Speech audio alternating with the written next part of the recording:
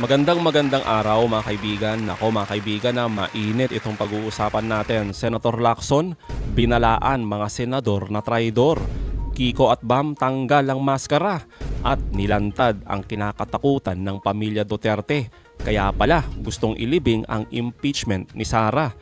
Matapos nagulantang ang grupong Escudero at Duterte sa lakas ng panawagan ng taong bayan na dapat ituloy ang impeachment trial ni VP Sara Duterte, abay to the rescue ang mga alipores sa Senado na isulong ang outright dismissal sa kaso mismo ni Sara at talakayin na lamang ang pagpapauwi kay Digong.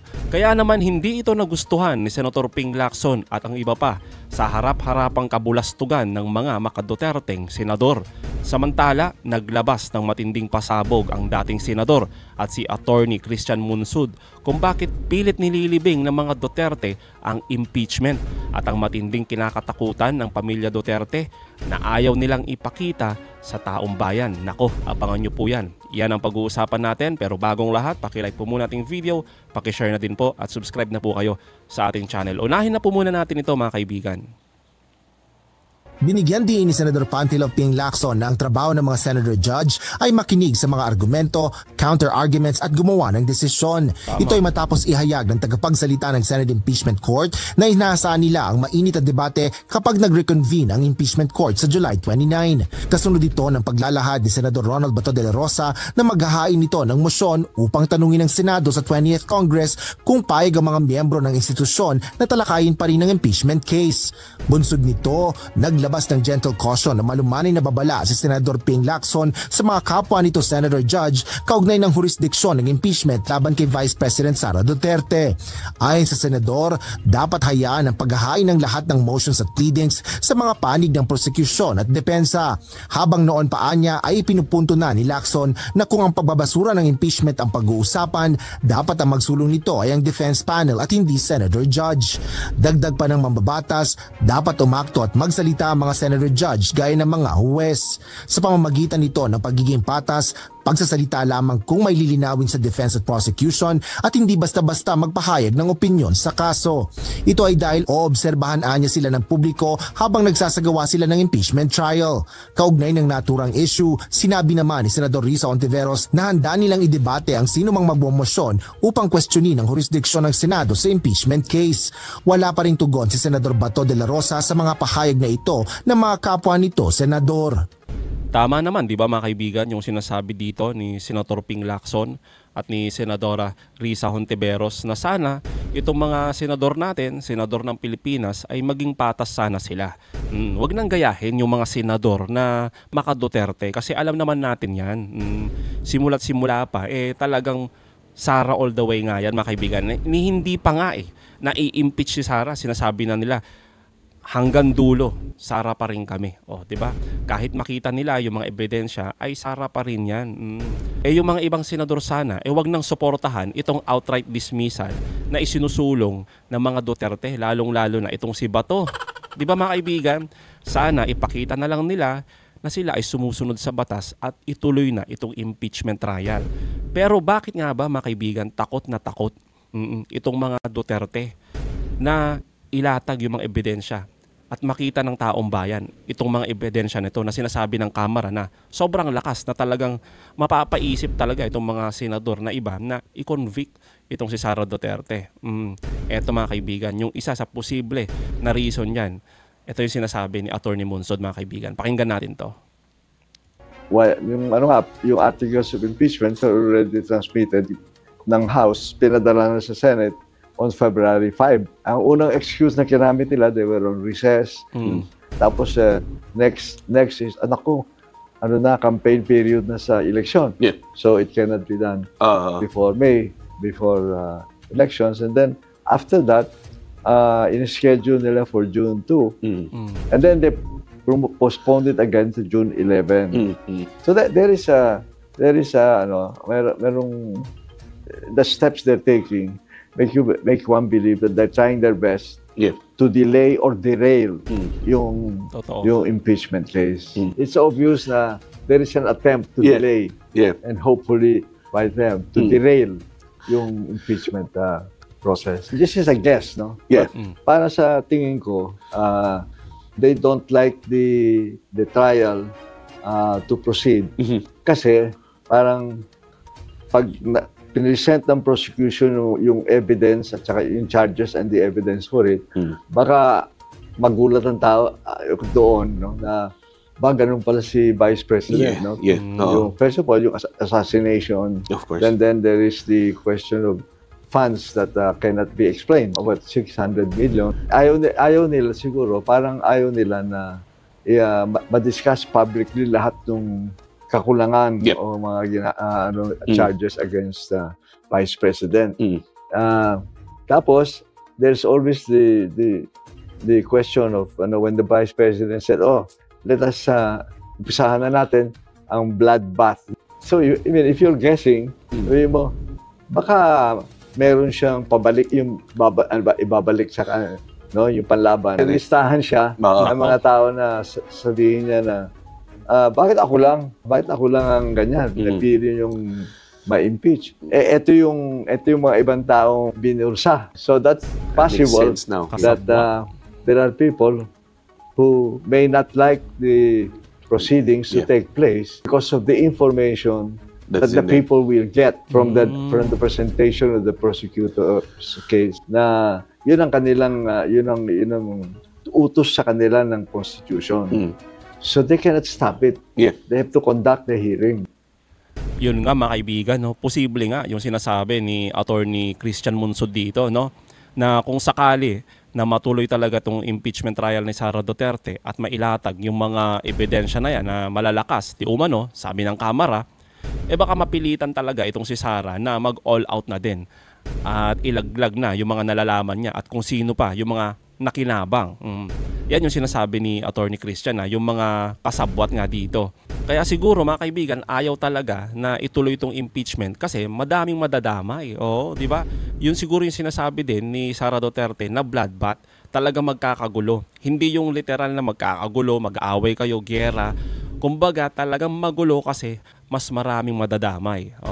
Mas maraming mauungkat na mga kabalbalan nila na sinasabi nga dito ni Attorney Munsod, baka may listahan itong si Sara Duterte kung sino pa yung mga nakinabang at sino pa yung mga kasabwat niya dito.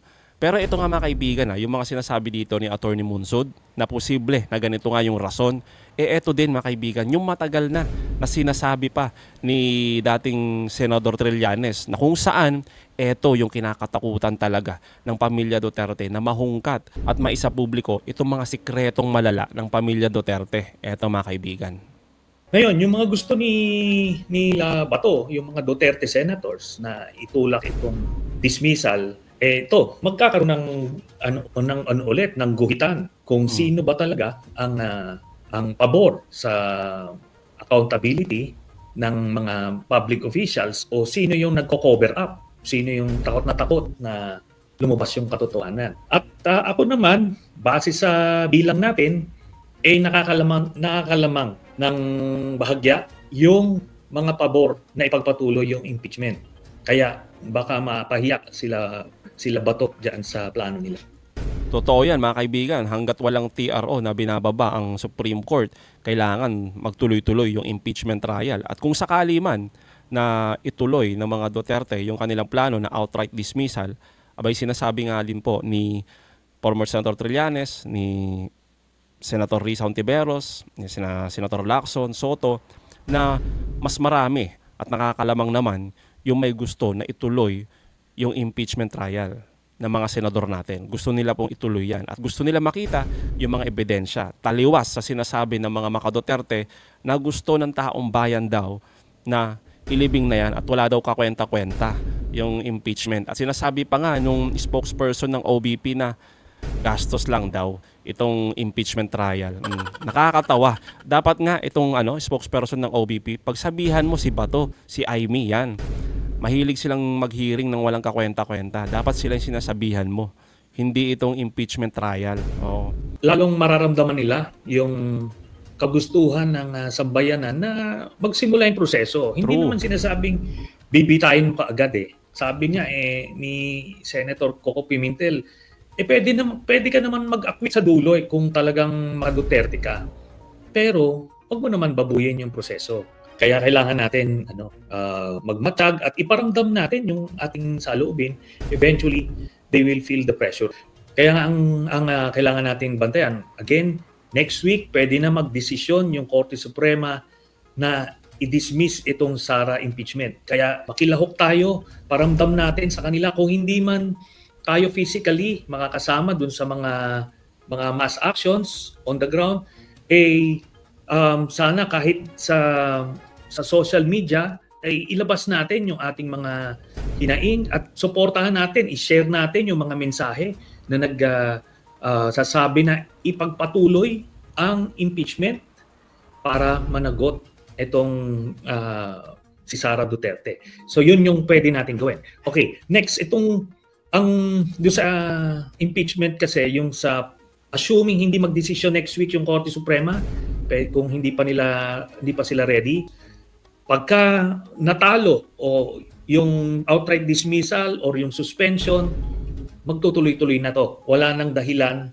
para i-delay ito. At pagka nagtuloy-tuloy na yung impeachment trial na yan, mahirapan na rin yung Korte Suprema at some point na humarang dyan. Kasi talagang lalabas, nagiging kasangkapan sila ng mga Duterte camp. Kasi ito yung itong sasabihin ko, ito yung dahilan, well, among others, kasi mabigat din yung Confi funds issue. Mabigat din yun. Tapos yung assassination plot issue, mabigat din yun, etc. Pero itong sa ill-gotten wealth, yung sa bank account. So we're looking at 3 specific issues. Una, yung kanyang bank account, yung kanila lang ni Manscapio.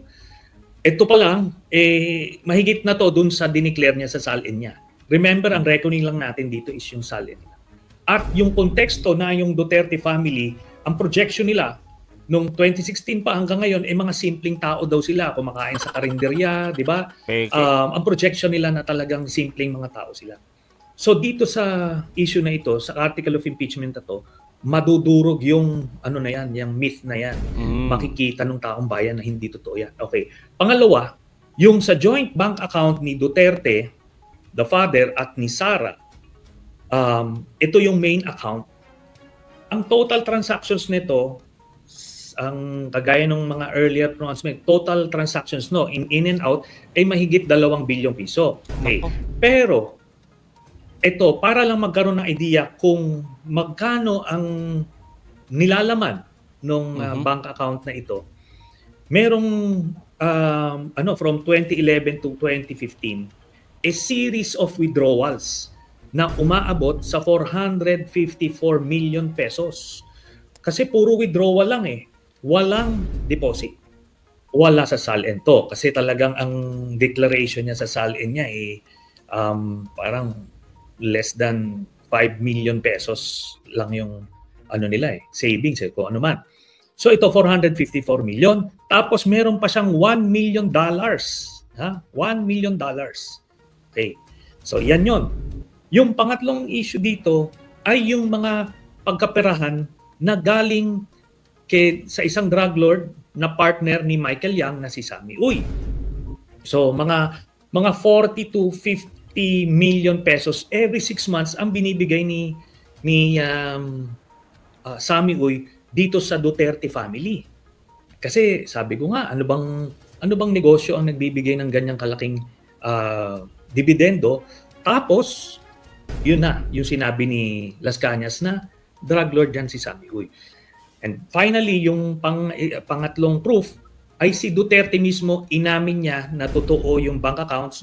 We have him on video, sinabi niya, more or less 200 million daw ang pera niya. Kaya ito yung mga pruweba natin na totoo. Tapos eventually yung mga demeanor niya.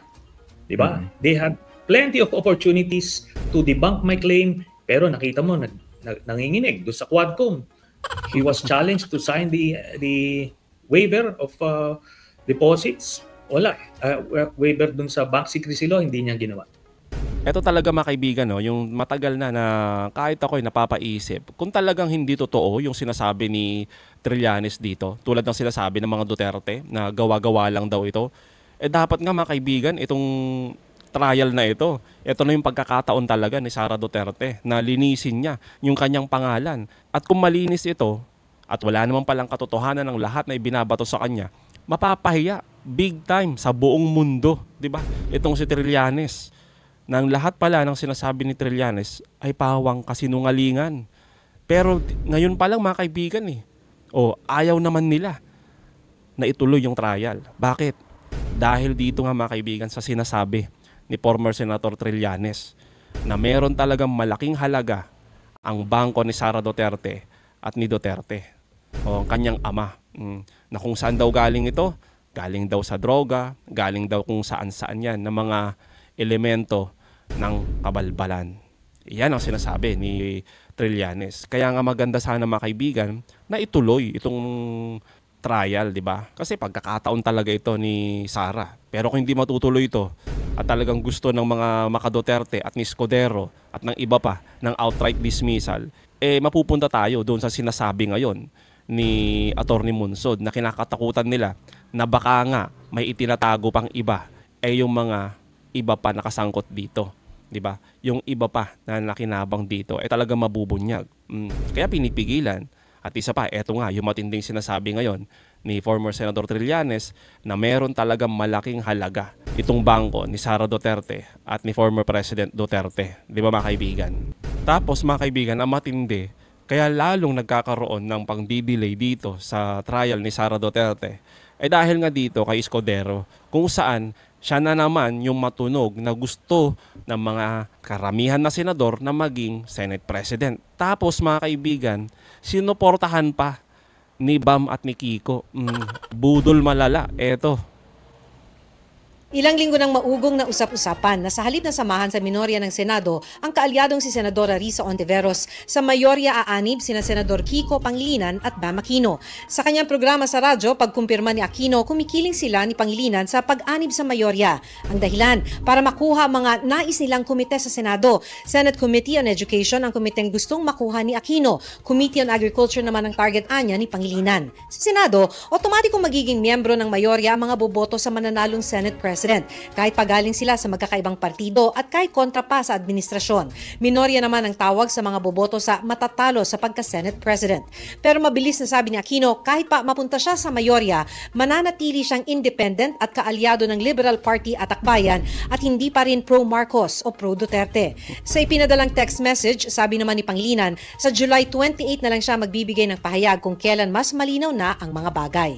Pero sa isang Facebook post, sinabi ni Pangilinan na naiintindihan daw niya ang agam-agam sakaling makianib siya sa mga hindi nila kapareho ng prinsipyo. Sana raw ay maunawaan din siya na may ipinangako rin siya noong eleksyon para mapababa ang presyo ng pagkain at iba pang bilihin.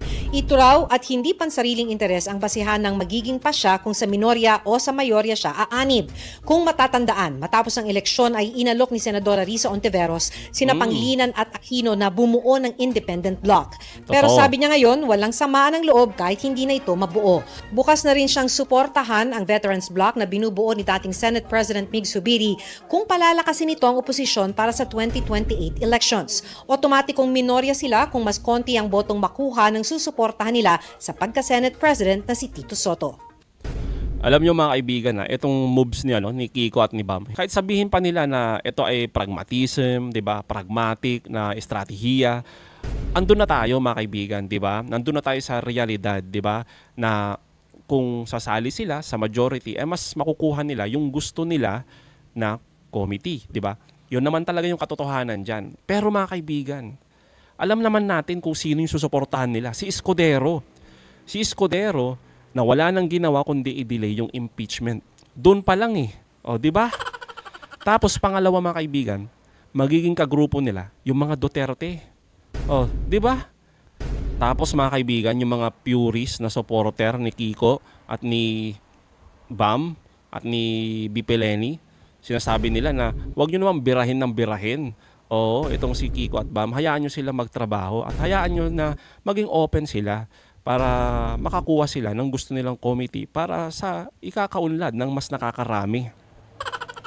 Ay nako mga kaibigan. Eto mga kaibigan sa totoo lang, etong si Kiko at Bam, kung sinabi lang nung una na open sila makipag-alyansa sa mga Duterte at susuportahan nila si Escudero bilang Senate President, hindi ko yan iboboto mga kaibigan, sa totoo lang. Totoo naman na pag nasa majority ka, mas madali mong makuha yung gusto mo na committee, di ba? Yung sa committee ng education, agriculture, kung saan, dyan champion si Bam at Kiko. Pero mga kaibigan, kung ang kapalit naman nito, talagang maapakan yung prinsipyo mo, dahil lang sa kagustuhan mo na makuha yung committee na yan, kahit pa susuportahan mo si Escudero na kung saan siya mismo ang dahilan kung bakit nadidelay yung impeachment trial ni Sara Duterte. Kung saan gusto natin ng transparency at accountability. Tapos mga kaibigan, talagang ipinagkakalat ngayon ng mga alipores ni Duterte na wala naman talaga, wala namang amor yung impeachment trial na yan sa taong bayan. Sinasabi nila na mas maganda, outright dismissal na yan. Kumbaga ipasura na lang daw kasi wala naman daw kakwenta-kwenta. Wala din daw namang mga saysay na paninira sa ating Vice Presidente kasi nga daw sobrang lakas niya sa pagkapangulo sa 2028. Di ba? Kaya ito yung birada mga kaibigan ni Senador Risa Hontiveros. Buhay po yung trial at nagpapatuloy as we speak. Desidido po ang may bilang po kami na desididong ipagpatuloy talaga yung prosesong ito until its logical and rightful conclusion na makapag-desisyon kami, makaboto kung convict ba or acquit ba batay sa nadinig naming mga ebidensya at witnesses sa bawat article of impeachment. At pati nga yung mga colleagues namin na bumotong ibalik ito sa House of Representatives, yung impeachment complaint, may admission dun sa second condition nila na magpapatuloy ito sa 20th Congress. At yun yung nangyayari ngayon. Of course, whenever the Supreme Court speaks on anything, importanteng boses po yun at pinakikinggan ng lahat. Pati kami sa Senado. In the first place, naalala ko na may nagpaalala sa Senado noon na usually yung mga motion to dismiss, mga ganon, fina-file ng isang panig o yung isa, either yung defense or yung prosecution. Walang ibang actor usually dapat ang nagpo-file ng ganon. So in fact, yung motion to dismiss na nakapaloob na sa formal answer ni VP Duterte, pwedeng sabihin ng iba, okay lang, proper na manggaling sa kanya kasi kumbaga nandun siya sa defense niya. But in any case, kung may iba pang magfa-file ng or magre-raise ng ganyang klaseng motion, pag-convene namin, pag-upo namin ulit bilang korte sa July 29, handa rin akong magdebate dyan tulad nung nakaraan na ano na ba yung pwede naming pagbotohan na dismiss kung ni isang ebidensya at ni isang witness ay hindi pa namin narinig. And due process requires, kahit sa isang impeachment trial, na dinigin muna namin ang ebidensya at witnesses ng parehong panig. Otherwise, kung prematurely bumoto kami, for example, to dismiss na halos katumbas ng acquittal, miscarriage of justice yun para dun sa prosecution. Kung naman prematurely boboto kami to the effect na convict, di ba wala rin due process yon sa impeached official. And higit sa lahat sa buong tanong na ito, we need the Senate Impeachment Trial Court should deliver due process sa publiko. Na kasi ang mga representante nila sa House of Representatives ay nag-impeach ng isang impeachable official at tinransmit sa Senado ang impeachment complaint. Kami naman bilang impeachment trial court, ngayon tungkulin naman namin, dinigin ito. Dinigin muna bago mag-desisyon at bumoto. So, yun yung obligasyon namin sa publiko. Malaman, ano ba yung laman nitong impeachment na ipinadala ng House at ano ang judgment din ng senator judges sa bawat articles of impeachment na ito. At bakit importante? Kasi ang prinsipyo ng accountability of public officials ang nakasalalay dito. Yun mga kaibigan, yung prinsipyo talaga. Yan talaga yung maganda dito kay Senadora Risa Hontiveros at sa iba pa mga kaibigan tulad ni Senator Lacson at sa Senator Soto at yung mga iba pa mga kaibigan na talagang harap-harapan na makikita natin na gusto nila ng transparency, di ba? Etong maganda mga kaibigan etong Senador Risa, Senador Ping Lacson, hindi naman mga abogado yung mga yan, di ba? Pero tignan ninyo, etong si Escudero, abogado. Si Cayetano, di ba? Abogado. Pero mga kaibigan, sila pa talaga yung kumukontra kung ano yung sinasabi ng batas, di ba? Lalo na yung fourth tweet, dapat agad-agad. Pero ang daming pandidili ang ginagawa nila. Hanggang ngayon mga kaibigan, malinaw ang sinasabi dito ni Senadora Risa, July 29. Magre-reconvene sila. Pero ano yung pinapakalat ng mga alipores, ng mga Duterte at itong grupong Escudero? Bay gusto na naman August 4 mga kaibigan. Matindi talaga. Alam nyo mga kaibigan naniniwala tayo na itong impeachment trial ni Sara Duterte ay buhay na buhay. Pero pilit dinidelay. Yan ang katotohanan dyan mga kaibigan. Yan yung patuloy na ginagawa nila. I-delay ng i-delay ito, i-delay ng i-delay hanggang sa siguro ang gusto nilang makita ay magsawa na lang yung taong bayan at makalimutan na itong problema na kinakaharap ni Sara Duterte. Pero mga kaibigan, ang malinaw naman talaga sa mata ng taong bayan ay sino itong mga senador natin na talaga naman na makakapal ang muka. At talagang kitang-kita mo yung kabalbalan na ginagawa dyan sa Senado para lang i-delay at pilit ilibing itong kaso ni Sara Duterte. Kaya mga kaibigan, anong masasabi nyo patungkol dito? Comment down below. Again mga kaibigan, huwag nyo kalimutan i-like at i-share itong mga video. Hanggang sa muli, kita-kita ulit tayo mga kaibigan.